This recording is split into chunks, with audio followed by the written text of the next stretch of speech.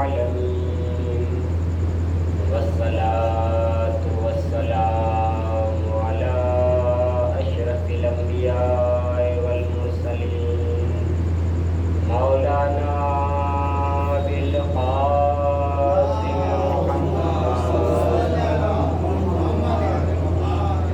ولعنة الله على أعدائهم أجمعين.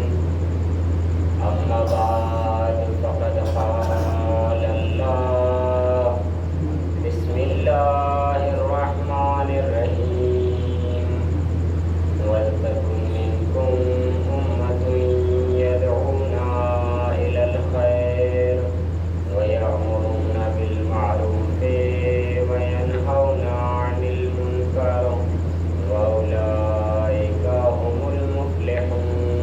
صلوات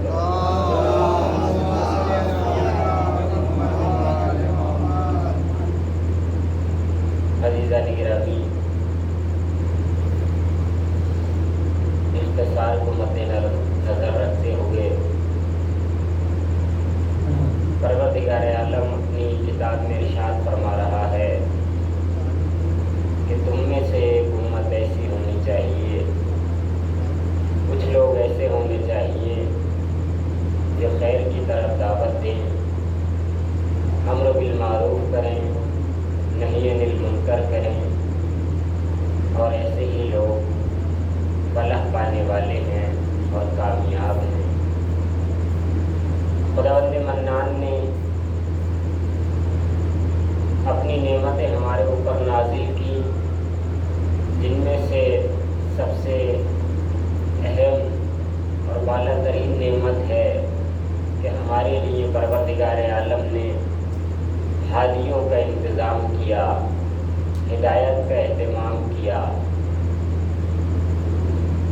لیکن عزیزان گرامی، ہدایت کے اہتمام میں پروردگار عالم نے انبیاء، اولیاء، اوصیاء کو بھیجا، اور انبیاء کی فہرست میں سب سے پہلے حضرت آدم کو بھیجا، اور سب سے آخر میں حضرت محمد مصطفیٰ صلی اللہ علیہ وآلہ وسلم کو بھیجا۔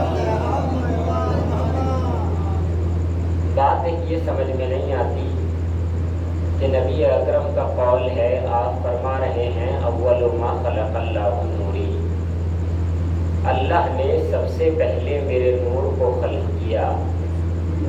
ٹھیک ہے، آپ کے نور کو پروردگار عالم نے سب سے پہلے خلق کیا، لیکن عزیزان گرامی، اگر کوئی انسان یا اس دنیا فانی میں کوئی بشر یا کوئی گروہ یا کوئی کمپنی، مثال کے طور پہ عرض کر رہا ہوں، اپنا کوئی بھی پروڈکٹ بناتی ہے، کوئی بھی سامان بناتی ہے یا کچھ بھی بناتی ہے، تو جس کو سب سے پہلے بنایا ہوتا ہے اسی کو سب سے پہلے لانچ بھی کیا ہوتا ہے۔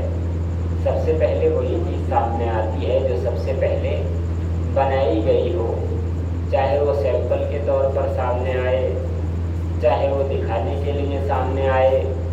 اگر کوئی موبائل کی کمپنی ہے تو جو سب سے پہلا اس نے موبائل بنایا ہوگا وہ کائنات مارکیٹ میں یا لوگوں کے سامنے سب سے پہلے پیش کیا جائے گا، تاکہ عزیزان گرامی اس کو دیکھ کر کے یہ اندازہ ہو جائے کہ جو بنانے والے افراد ہیں، یہ جو اس کو دنیا میں لا کر بتا رہے ہیں کہ یہ اچھی چیز ہے، تو ہم پہلے دیکھیں تو صحیح، بعد میں پتہ چلے گا کہ یہ کتنی اچھی چیز ہے۔ اچھا عزیزان گرامی، اسی طرح سے آپ غور فرمائیں کہ پروردگار عالم نے سب سے پہلے کس کے نور کو خلق کیا؟ نبی خود فرما رہے ہیں کہ اللہ نے سب سے پہلے میرے نور کو خلق کیا۔ لیکن اب مسئلہ یہ پیش آتا ہے کہ جب سب سے پہلے خلق کر دیا تو سب سے پہلے آپ کو بھیجا کیوں نہیں؟ بھیجنا بھی سب سے پہلے چاہیے تھا۔ سب سے پہلے پروردگار عالم نے ان کو دنیا میں کیوں نہیں بھیجا؟ اس کی بھی عزیزان گرامی وجہ ہے۔ اب یہاں سے اس کی وجہ سمجھ میں آئے گی کہ دیکھیے، مثال کے طور پہ میں بہت ہی تیزی سے اور مختصر سے وقت میں مجلس کو بہت جلدی تمام کرنے کی کوشش کروں گا۔ کہ پروردگار عالم نے نبی اکرم کو سب سے آخر میں کیوں بھیجا، سب سے پہلے کیوں پروردگار عالم نے خلق کیا اور سب سے آخر میں کیوں بھیجا۔ عزیزوں، آپ کے یہاں اگر کسی کو آنا ہو، ہم خاص طور سے تمام افراد تقریباً گاؤں سے ہی کچھ نہ کچھ رابطہ رکھتے ہیں، آنا جانا رہتا ہے، شہروں میں بھی رہتے ہیں، لیکن اگر عزیزان گرامی یہیں محلے پڑوس کی بات دیکھیں تو اگر آپ کے یہاں جو محلے کا کوئی ذمہ دار افراد ہو سیاسی طور پہ، اگر اس کو کہیں آنا ہو تو کیا ہوتا ہے، کتنی دیر پہلے اہتمام کر لیا جاتا ہے۔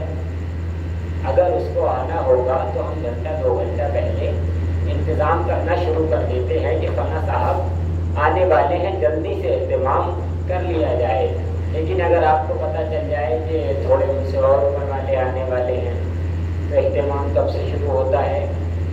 صبح سے اہتمام شروع ہو جائے گا کہ بھائی وہ بڑے آ رہے ہیں صاحب، اور اس مثال کو تھوڑا دینی طریقے سے کر لیا جائے کہ اگر آپ کو پتہ چل جائے کہ مجھ جیسا طالب علم یہاں پر آئے گا تو آپ شاید کپڑے وغیرہ کی تیاری جو ہے وہ 1-2 دن پہلے سے کر لیں گے کہ صفائی کر لی جائے، بستر کر لیا جائے، ذرا مینٹین کر لیا جائے۔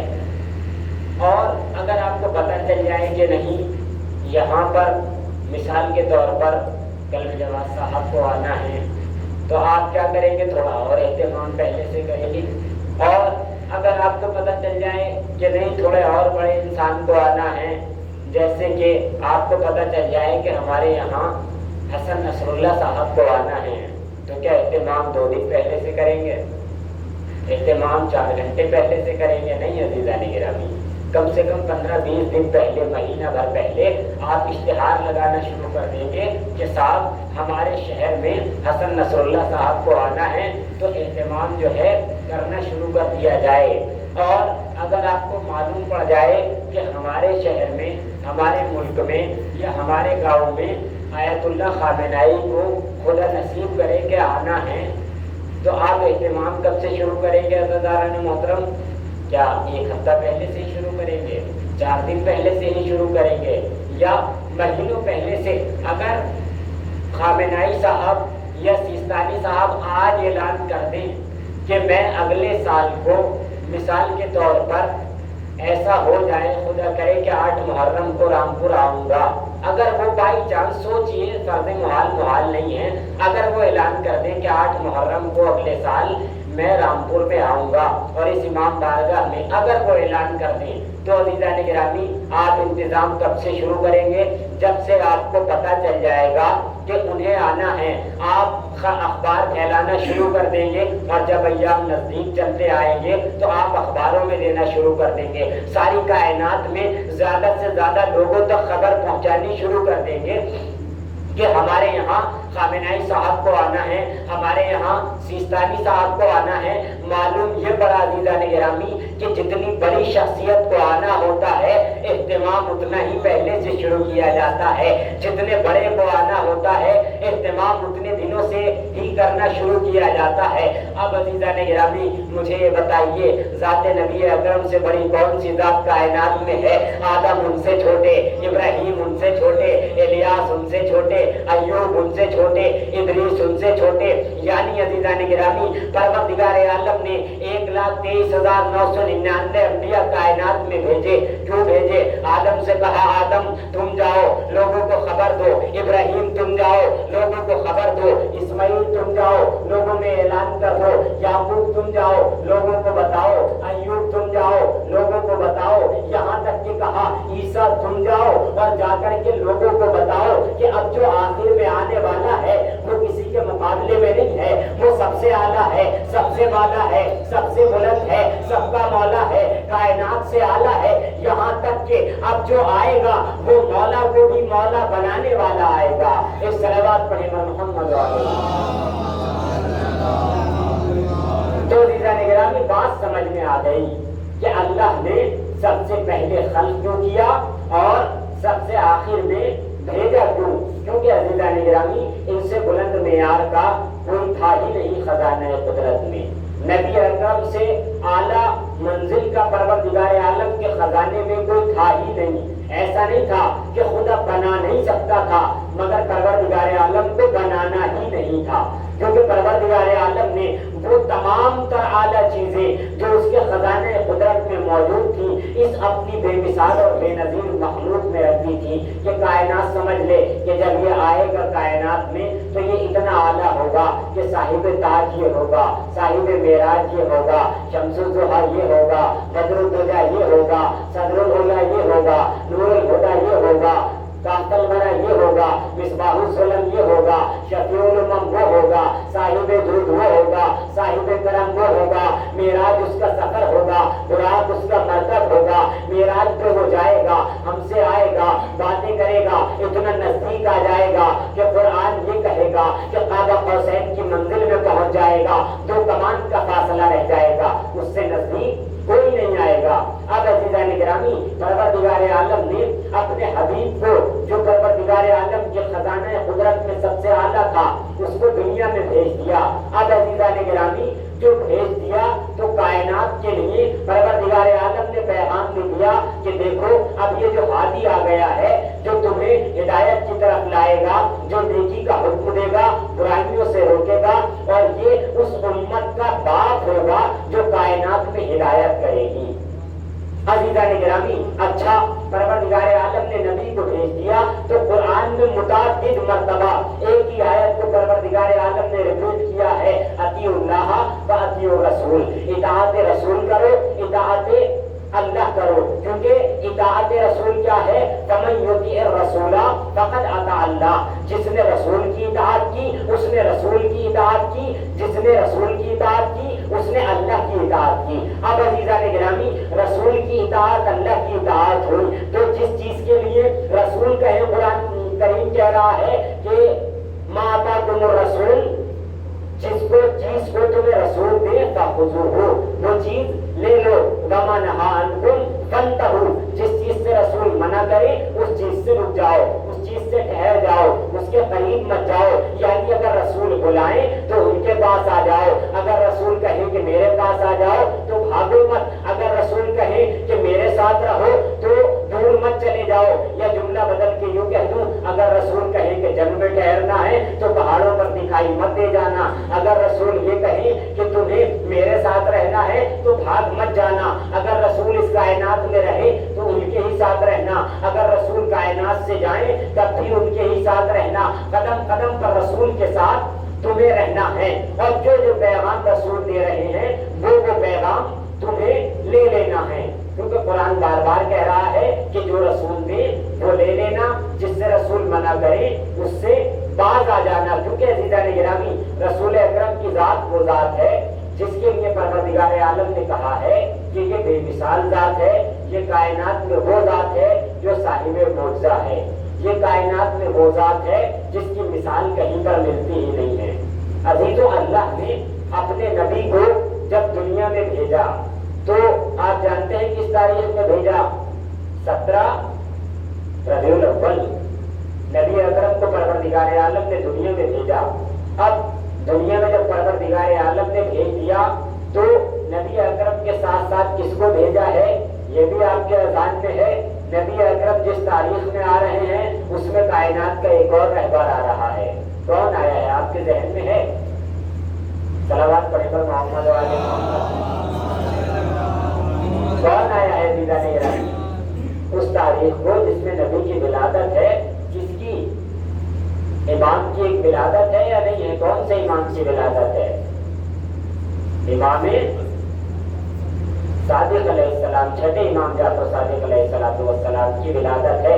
جس دن نبی کی ولادت ہے اس دن چھٹے امام کی ولادت ہے. جس دن نبی اس کائنات سے رخصت ہوئے ہیں اس دن بھی ایک امام کی رخصتی اس کائنات سے ہے. یعنی نبی کے ساتھ آئے بھی ہیں تو ان کے ایک جانشینہ آئے ہیں، نبی کے ساتھ گئے بھی ہیں اس تاریخ میں تو نبی تنہا نہیں گئے ہیں، ایک جانشین بھی گئے ہیں. یعنی پروردگار عالم یہ دونوں تاریخیں ایک کر کے یہ بتانا چاہ رہا ہے کہ جب نبی کی آمد کا تذکرہ کرنا تب بھی ان کے جانشین کا تذکرہ کرنا، جب نبی کے جانے کا تذکرہ کرنا تب بھی ان کے نواسے کے جانے کا تذکرہ کرنا. یعنی میرے نبی کو نہ ان کی آل کے بغیر آتے न जाते वक्त नबी को उनकी याद के बगैर तसव्वुर करना। एक सलावत पढ़े पर मोहम्मद अज़ीज़ान गिरामी, बहुत ही आहिस्ता आहिस्ता परवरदिगार आलम ने नबी अकरम को बहुत सारे मुअज़्ज़ात देकर भेजा है। परवरदिगार आलम ने नबी अकरम को जो मुअज़्ज़े दिए हैं, जो हमारी किताबों में दर्ज हैं, वो 1000 मुअज़्ज़े दर्ज हैं नबी अकरम के। लेकिन अज़ीज़ान गिरामी, 1000 मुअज़्ज़ों में 24 मुअज़्ज़े ऐसे हैं जो नबी अकरम के बदन मुबारक में मौजूद हैं।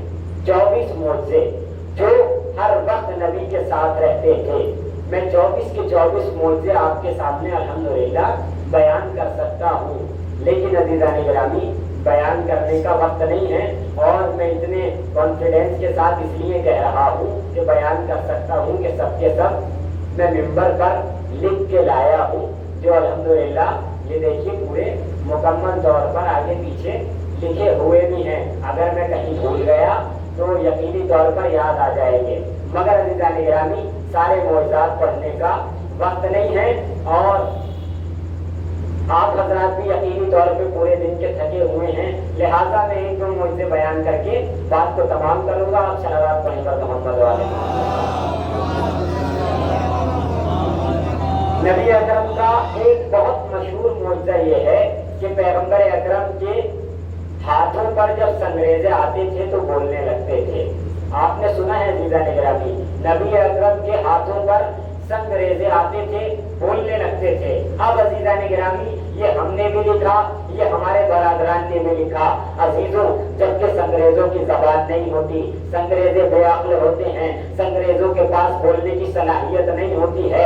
अजीजों, हमारे बरादरान ने और इस कायनात ने, उम्मत मुस्लिमा ने ये तो बड़े शौक से लिख दिया कि जिनके पास ज़बान नहीं थी, जिनके पास बोलने की सलाहियत नहीं थी, वो नबी के हाथ पे आ जाते थे तो बोलने लगते थे। अच्छा, तुम्हें ये बात लिखते हुए तो जरा भी खौफ नहीं हुआ कि संगरेजे जिनकी ज़बान नहीं, जिनकी ताकत नहीं, जिनका दिमाग नहीं, नबी के हाथ पे आ जाएं तो बोलने लगे? और अगर नबी के हाथ पे आकर वो बोलने लगे जिसके पास बोलने की भी कुव्वत, जिसको ज़बान भी अता हुई, जिसको अक्ल भी अता हुई, बस मसला ये है कि अभी कमसिनी का आलम है, कमसिनी हुआ करे, लेकिन ये नबी का जानशीन है, ये वो जानशीन है जिसे बाब शहर मदीनतुल इल्म कहा है, जिसे अज़ीज़ान गिरामी परवरदिगार आलम ने सारी मंजिलत का हामिल बना दिया है।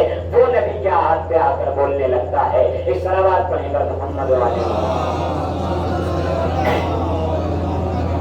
नबी अकरम का एक मौजज़ा ये था अज़ीज़ान गिरामी कि आपके साया नहीं था। बड़ा मशहूर मौजज़ा है। साया क्यों नहीं था?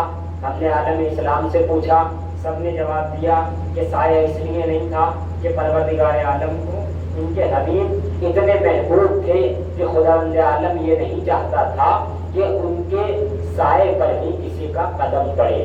अज़ीज़ान गिरामी, वो अल्लाह जिसको ये भी पसंद नहीं कि मेरे हबीब के साए पे किसी का पाँव पड़ जाए, लेकिन उस अल्लाह को कितनी अजीब बात है, ये तो पसंद नहीं कि दुनिया वालों के पाँव उनके साए पर पड़े, मगर वही अल्लाह, वही परवरदिगार ये क्या चाह रहा है कि वो मौलाए मुत्तक़ियान को उनके शानों पर खड़ा करके बता दे रहा है कि देखो ये तुम्हारी मंजिल है कि मैं तुम्हारे पाँव ये भी नहीं चाहता कि उनके साए पर पड़ जाए, मगर मुझे अली इतना महबूब है कि मैं नबी के दोष मुबारक पर अली के कदम रख के ये बता दूंगा कि तुम्हारी मंजिल और है, अली का मर्तबा और है। एक सलावत पढ़ें पर मोहम्मद वाले।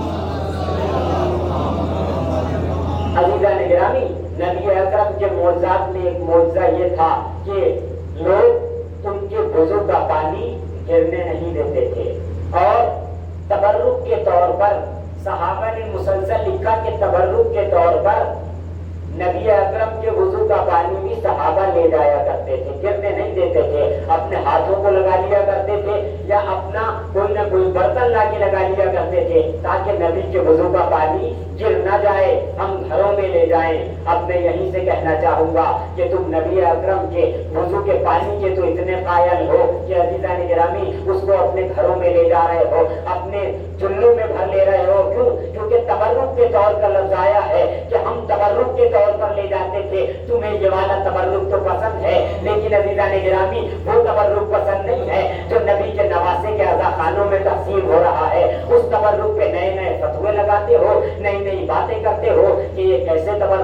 کرتا ہے یہ ہمیں قبول نہیں ہے۔ عزیزوں، نبی اکرم کے متعدد معجزات جو کائنات میں لکھے، آپ دیکھیے کہ محدث دہلوی لکھتے ہیں کہ نبی اکرم کو پروردگار عالم نے شہادت نہیں دی ہے، جبکہ عزیزان گرامی شہادت دی ہے نبی اکرم کو پروردگار عالم نے۔ اس میں بھی کچھ گفتگو ہے، لیکن اصل یہ ہے کہ پروردگار عالم نے نبی اکرم کو شہادت دی ہے۔ عزیزوں، شہادت کہاں دی ہے؟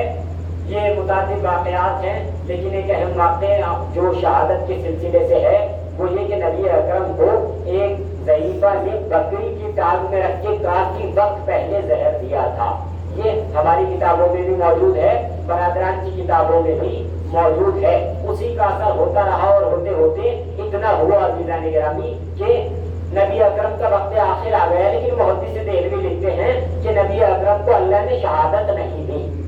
اب انہوں نے یہ لکھا کہ شہادت نہیں دی، لیکن پروردگار عالم نے نبی کو 2 نواسے دیے، اور ایسے نواسے دیے کہ پروردگار عالم نے یہ کہا کہ میں انہیں تو شہادت نہیں دوں گا، لیکن ان کے نواسوں کو شہادت دوں گا، اور ان کے نواسوں کی شہادت کو ان کی شہادت قرار دوں گا، ان کے نواسوں کی شہادت کو ان کی شہادت مانوں گا۔ میں نے کہا اچھا، آپ نے یہ تو لکھ دیا کہ نواسوں کی شہادت کو نبی اکرم کی شہادت مانیں گے، جب نبی اکرم کی نواسوں کو، نبی اکرم کی نواسوں کی شہادت کو نبی اکرم کی شہادت مان رہے ہو تو یہ بات بھی تو مانو کہ جب نبی اکرم کے نواسوں کی شہادت نبی اکرم کی شہادت ہے تو یہ بھی تو مانو نبی اکرم کے نواسوں کے قاتل نبی اکرم کے قاتل ہے، نبی اکرم کے نواسوں کے دشمن نبی اکرم کے دشمن ہے، نبی اکرم کے نواسوں کے غدار نبی اکرم کے غدار ہیں، نبی اکرم کو دھوکہ دینے والے جو ہیں، ان کے نواسوں کو جو دھوکہ دینے والے ہیں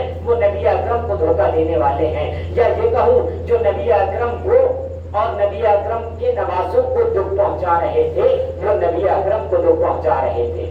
عزیزان گرامی، نبی اکرم کے متعدد معجزات، متعدد واقعات ہماری کتب میں بھی لکھے ہوئے ہیں، لیکن عزیزان گرامی جب یہ کہا کہ نبی اکرم کے نواسوں کو پروردگار عالم نے شہادت دی اور اس شہادت کو نبی کی شہادت مانا، عزیزان گرامی پروردگار عالم نے نبی اکرم کے نواسوں کو شہادت دی، اور ایسی شہادت دی جو کائنات میں اتنی مشہور ہوئی، اتنی شہرت اس شہادت نے پائی کہ کسی کی شہادت کی اتنی شہرت نہیں ہوئی جتنی نبی کے نواسوں کی ہوئی۔ عزاداران مظلوم کربلا، آج محرم کا دن گزر چکا ہے، اور یہ تاریخ ایسی تاریخ تھی جس میں آپ نے ماتم کیا۔ یقینی طور پہ آپ عزیزوں تھک گئے ہوں گے، یقینی طور پر آپ یہ چاہ رہے ہوں گے کہ اب ہم سو جائیں، ہمیں سکون مل جائے، لیکن ایک مرتبہ کربلا کا رخ بھی کر لیجیے گا عزیزان گرامی، وہاں کسی طرح کا سکون نہیں ہے، کسی طرح کا آرام نہیں ہے۔ آپ حضرات دن بھر ماتم کر رہے تھے، دن بھر نظر میں تھے، لیکن عزیزان گرامی سایہ آپ کے سروں پر موجود تھا، آپ دھوپ میں نہیں تھے۔ آپ کو اگر پیاس لگتی تھی تو پانی پی لیتے تھے، بھوک لگتی تھی تو کچھ کھا لیا کرتے تھے، لیکن ذرا کربلا میں آئیے، آج عزیزان گرامی پانی کو ختم ہوئے بھی کتنے گھنٹے ہو گئے ہیں، یہ آج کا پورا دن بھی گزر چکا ہے کہ اہل بیت اطہار کے خیموں میں پانی نہیں ہے، کل کا دن بھی مکمل گزر چکا ہے، پانی نہیں ہے۔ ہاں عزاداران مظلوم کربلا، 7 محرم کو پانی بھی ختم ہو گیا تھا۔ اب عزیزوں وہ وقت بھی آ گیا ہے کہ اب ہمارا مولا بس 2 روز کا مہمان ہے، یا یہ کہوں کہ بس بیچ میں 1 دن بچا ہوا ہے اور 1 رات بچی ہوئی ہے جو ہمارا مولا ہمارا مہمان ہے۔ ہاں عزاداروں، اب بہت ہی تیزی سے ہمارا مولا اپنی قتل گاہ کی طرف بڑھ رہا ہے، اور وہ وقت بھی آ رہا ہے کہ جب روز عاشور آیا، ہاں عزاداران مظلوم کربلا، جب روز عاشور آیا، روز عاشور آنے کے بعد عزیزوں صبح سے ہی شہادتوں کا سلسلہ شروع ہو گیا. کبھی حبیب جاتے تھے, کبھی زہیر جاتے تھے, کبھی یوم محمد سے گئے تو کبھی قاسم و اکبر گئے, کبھی عزاداران مظلوم کربلا کوئی شہید جاتا تھا. لیکن آخر میں جب ایک شہید نے دیکھا جس سے آج کی تاریخ منسوب ہے عزاداروں, وہ شہید بھی آ کر کے کھڑا ہو گیا, آ کر کے کہنے لگے آقا آقا مجھے بھی مرنے کی اجازت دے دیجئے. ایک مرتبہ مولا فرماتے ہیں کہ اے میرے بھیا, اے میرے علمدار, اے میرے غازی, تم تو میرے لشکر کے علمدار ہو, تم کہاں اجازت مانگ رہے ہو. ایک مرتبہ عزاداروں عباس نے چاروں جانب دیکھا, دیکھنے کے بعد کہتے ہیں آقا اب وہ لشکر کہاں رہ گیا جس کا میں علمدار تھا, جس کا میں سپہ سالار تھا. اب تو آقا حبیب بھی جا چکے, اب تو آقا گود کے پالے بھی جا چکے, قاسم کا لاشا پامال ہو چکا, اور محمد قتل ہو چکے, علی اکبر مارے جا چکے. اللہ اکبر. مولا کہتے ہیں اے میرے بھیا اگر تم جانا ہی چاہتے ہو تو ایسا کرو کہ اب جاؤ اور جا کر کے بچوں کے لیے پانی کا اہتمام کر دو. ہاں عزاداران مظلوم کربلا زینب, عباس اور وہاں پر سب بیویاں موجود ہیں. عباس گئے خیموں میں, جا کر کے دیکھا خیموں میں, جیسے ہی خیموں کی جانب گئے خیموں سے آوازیں آ رہی تھی, الاتش الاتش کی صدائیں بلند ہو رہی تھی. عزاداروں ہم بڑی آسانی سے سن لیتے ہیں کہ الاتش الاتش کی آوازیں بلند ہو گئی تھی, لیکن یہ الاتش کی آوازیں کوئی آسانی سے نہیں نکلتی ہیں. یہ الاتش کی آواز جب بلند ہوتی ہے, جب کلیجہ منہ کو آنے لگتا ہے, جب آخری منزل آ جاتی ہے, پیاس برداشت نہیں ہوتی, اس وقت کہا جاتا ہے الاتش الاتش, پیاس مارے ڈالتی ہے. عباس خیموں کی طرف بڑھے, اس خیمے میں جا کے دیکھا جس میں مشکیزیں رکھے ہوئے تھے, اس خیمے کی طرف جیسے ہی گئے عزاداروں روایت کہتی ہے عباس نے عجیب منظر دیکھا. کیا دیکھا؟